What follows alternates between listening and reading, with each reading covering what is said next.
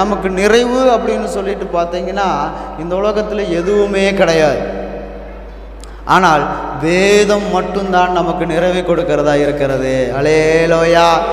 வேதம் குறைவற்றது, குறைவே கிடையாது. எந்த பக்கத்தை திருப்பினீங்கனாலும் நம்மோட பேசும். அல்லேலூயா. யாருக்கோ நடந்திருக்கோம், யாருக்கோ நடந்த மாதிரி தான் எழுதியிருக்கோம். ஆனால் பார்த்தீங்கன்னா நாம் படிக்கும்போது எனக்கே பேசுகிற மாதிரி இருக்கும். அல்லேலூயா. அது குறைவற்றது, ஆத்துமாவை உயிர்ப்பிக்கிறது. இந்த ஆத்துமா, நமக்குள்ள ஒரு ஆத்துமா இருக்கிறது. அந்த ஆத்துமாவுக்கு இந்த உலகத்தில் ஒன்றுமே கிடையாது. இந்த உடம்புக்காவது எத்தனையோ இருக்கிறது. சாப்பாடு இருக்குது, ட்ரெஸ் இருக்குது, குடிக்கிறதுக்கு தண்ணி இருக்குது, சொந்தங்கள் இருக்குது, பந்தங்கள் இருக்குது, அப்படி இப்படின்னு சொல்லிகிட்டே போகலாம். ஆனால் இந்த ஆத்துமாவுக்கு என்ன இருக்குது இந்த உலகத்தில்? இந்த உலகத்தை விட்டு போனால் இயேசு இருக்கிறார்.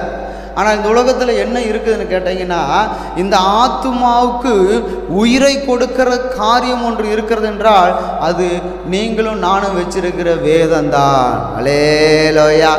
இந்த ஆத்துமாவுக்கு ஆகாரம் அப்படின்னு பார்த்தீங்கன்னா வேதம். இந்த ஆத்துமாவுக்கு தாகத்துக்கு தண்ணி வேணும்னா இந்த வேதம். இந்த ஆத்துமாவுக்கு ஒரு ஆறுதல் வேணும்னா வேதம். இந்த ஆத்துமாவுக்கு ஒரு உயிர் வேணும்னா வேதம். இந்த ஆத்துமாவை பலன் வேணும்னா அதுக்கு வேதம்.